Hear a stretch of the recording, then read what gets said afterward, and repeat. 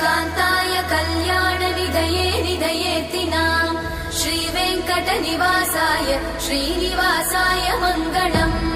Lakshmi सविभ्रमालोकसुभ्रूविभ्रमचक्षुषे